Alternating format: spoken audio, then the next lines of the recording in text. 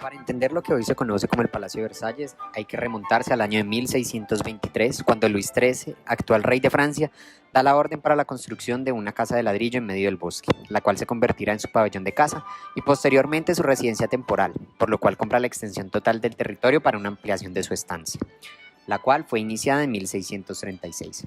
Ya para 1643 fallece Luis XIII, quedando esta construcción en el olvido por bastantes años.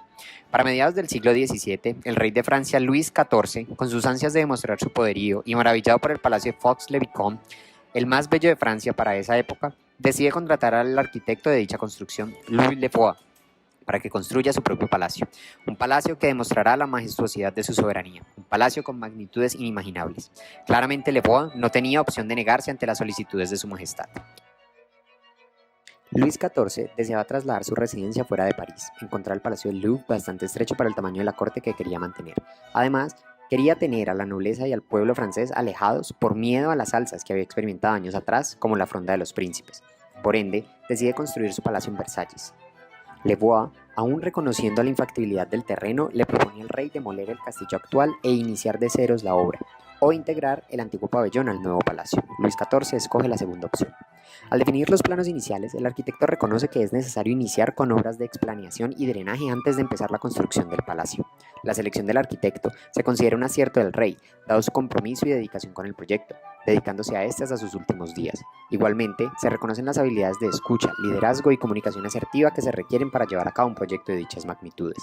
Por último, entendiendo el pensamiento de la época, la gestión de interesados que se realizó para este proyecto resulta ser bastante egoísta. Solo se contemplaron las condiciones del rey, dejando a un lado a los otros miembros que iban a habitar Versalles. De igual forma, los supuestos que se tuvieron en cuenta al inicio terminaron siendo insuficientes, por lo que se tuvieron que realizar un sinnúmero de modificaciones sobre la marcha. Para el proyecto de ese entonces, el arquitecto había presupuestado un equivalente a lo que hoy serían 37.000 millones de euros, pero dadas las condiciones solicitadas por el rey durante toda la construcción, ese presupuesto fue rebasado casi en un 200% al final del proyecto. Caso similar ocurrió con la duración pronosticada, ya que las primeras solicitudes del rey solo tardarían un aproximado de 6 años en completarse, dato muy alejado del real, dado que el Palacio de Versalles se le construyó durante casi 50 años, sujeto a las constantes modificaciones de su majestad Luis XIV. Debido a los caprichos insaciables de un rey cada vez más poderoso y ambicioso, la gestión de alcance de este proyecto nunca estuvo bien definida.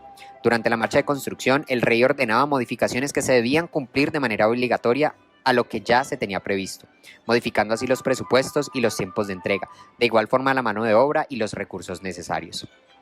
Para entrar en detalle, como se menciona anteriormente, el territorio donde se ubica hoy en día el Palacio de Versalles era el lugar menos apropiado para construir un castillo de dichas magnitudes.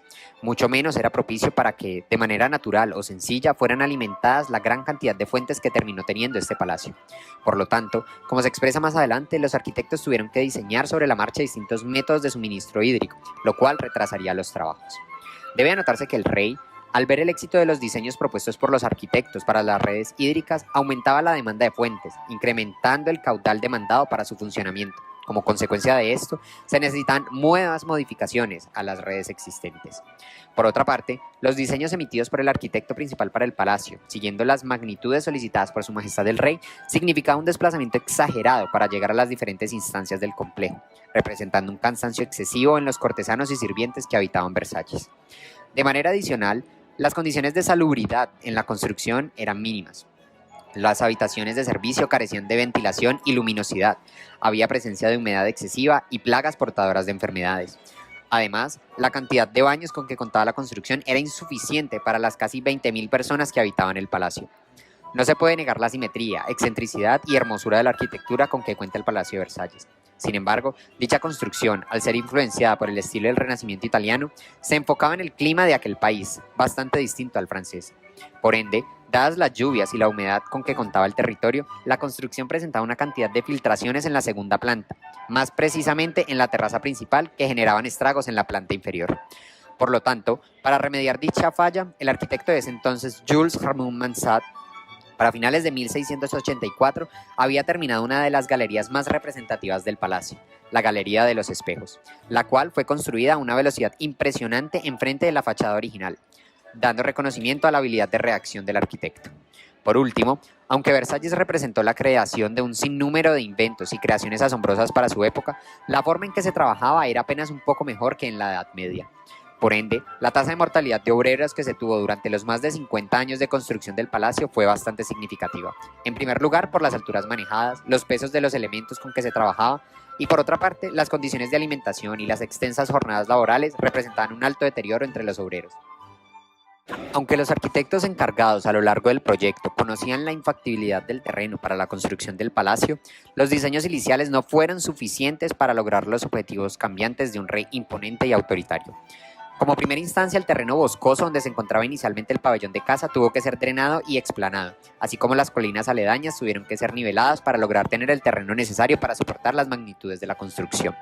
Además, en la mayoría de casos los arquitectos tenían que inventar las herramientas con las que se iban a trabajar, demandando este proyecto un mayor desgaste mental.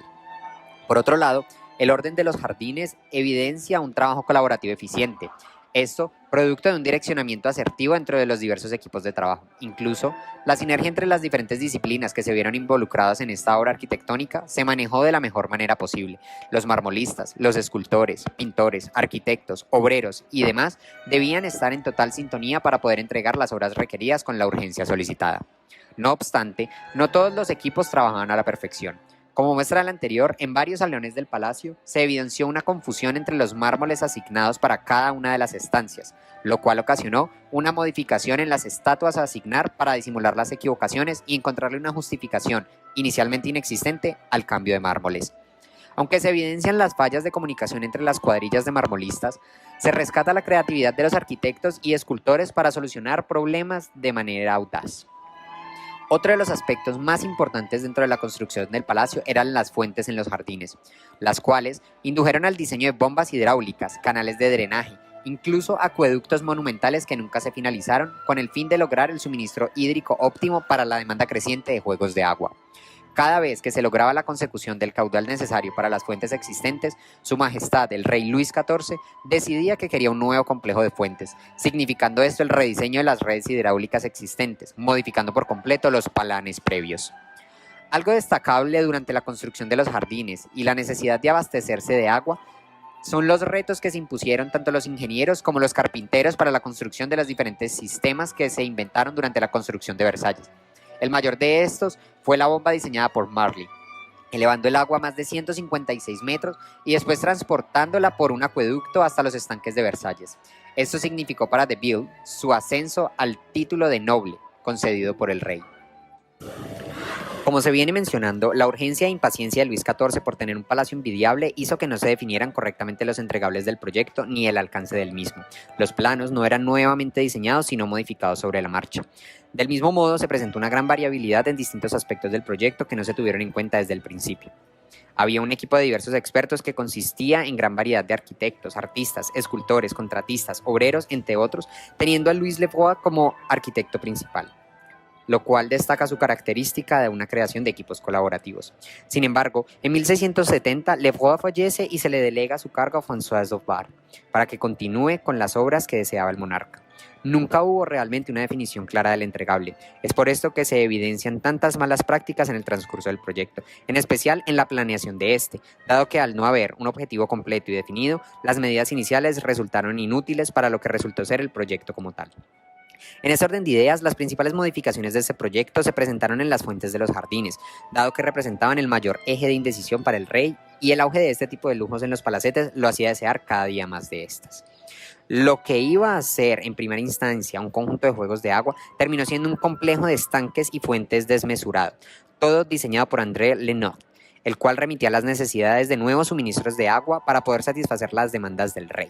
Por esto, se llevaron a cabo el diseño de canales de drenaje, después de bombas cada vez más grandes como la de Marly mencionada anteriormente. Incluso se diseñaron acueductos que terminaron inconclusos por las desmesuradas magnitudes. De igual forma, algunas áreas de los palacios tuvieron que ser modificadas o rediseñadas. El cambio más representativo que se conoce dentro de la construcción de Versalles es la instalación de la Galería de los Espejos como respuesta a las filtraciones que tenía la terraza anterior. El cambio de directores y encargados por los diversos motivos que se presentaron durante los casi 50 años de construcción del palacio generaron un sinnúmero de modificaciones en los planos originales, los traslados de los aposentos del rey y de la reina, la construcción de la Galería de los Espejos, las modificaciones de las redes hídricas, las constantes ampliaciones de los edificios de los cortesanos, así como los jardines, representaron la continua modificación de los planos de trabajo que ya se tenían. Muchas veces los cambios se realizaban de manera impositiva y no porque fuera realmente necesario. Además, las modificaciones, aunque seguían una línea conductora, eran distintas para cada uno de los directores que tuvo este proyecto. Cada uno proponía cosas nuevas al rey, así hubieran planos estipulados. El Palacio de Versalles que se conoce hoy no es ni comparable con lo que se imaginó inicialmente. Por lo tanto, la evaluación de los entregables era casi inexistente, dado que no había un precedente o un punto base que permitiese medir el correcto desarrollo. Finalmente, el palacio fue terminado a principios del siglo XVIII, con todas las exigencias del rey hasta la época. La red de pasadizos que exigió el rey en el diseño del palacio cumplía a cabalidad con su propósito, permitir la movilización del rey sin ser visto a distintas estancias del palacio, entre ellas las habitaciones de sus amantes. Del mismo modo, la red hidráulica y juegos de agua que tanto anhelaba el monarca fue construida con rotundo éxito, tanto así que permanece en funcionamiento aún hasta nuestros días con los diseños de la época.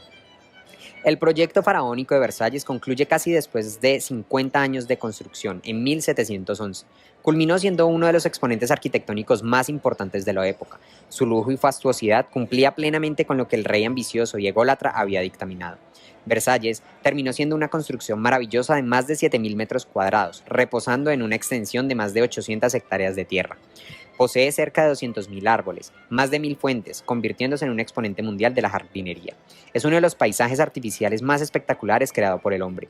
El costo oficial de todas las construcciones realizadas en el palacio se desconoce con certeza. Sin embargo, se tiene un aproximado de lo que hoy serían 260.000 millones de euros. Después de 50 años de constantes construcciones y modificaciones, el Palacio de Versalles es uno de los símbolos de la monarquía absolutista del siglo XVII. Además, desde 1979, el conjunto del Palacio y Parques de Versalles fue declarado Patrimonio de la Humanidad por la UNESCO. Asimismo, este palacio es una de las mayores atracciones en Europa. Atrae por su encanto y simetría a más de 3 millones de amantes de la cultura, el arte y la historia al año, siendo el 70% de sus visitantes extranjeros. Se estima que el gobierno francés destina cerca de 40.5 millones de euros para la conservación anual del palacio. Actualmente, el palacio se utiliza también para determinados eventos de Estado y es la sede de la Asamblea Nacional Francesa para llevar a cabo reuniones de temas del Estado, como las reformas constitucionales. Con la realización de este proyecto se entendió que la buena gestión de riesgos y la contemplación de todos los factores que incluyen dentro de este evita en mayor medida la realización de modificaciones a lo largo del desarrollo. También se aprendió que durante la fase de monitoreo y control se deben comparar lo realizado con lo planeado y según esto hacer los ajustes necesarios. Se entendió también el orden en el que se llevan a cabo los grupos de procesos, así como las actividades propias de cada uno. Se reconoció que las habilidades de comunicación y reacción de un líder son cruciales para el cumplimiento de los entregables. Evidenciamos que los proyectos rara vez son completados idénticamente a como fueron planeados. Siempre se está expuesto a la realización de modificaciones. Para esto es necesario contar con un director capacitado para hacer las modificaciones pertinentes sin alterar drásticamente lo planeado previamente. A manera general y comparándonos con el proyecto analizado, se reconoce que se ha mejorado muchísimo en la visión global de los proyectos, en contribuir a la minimización de las consecuencias de los afectados, a considerar de una manera más holística las condiciones que afectan o pueden llegar a afectar el proyecto, lo cual proporciona una mayor solidez a las propuestas a realizar, disminuyendo así la posibilidad de imprevistos y las modificaciones innecesarias sobre la marcha.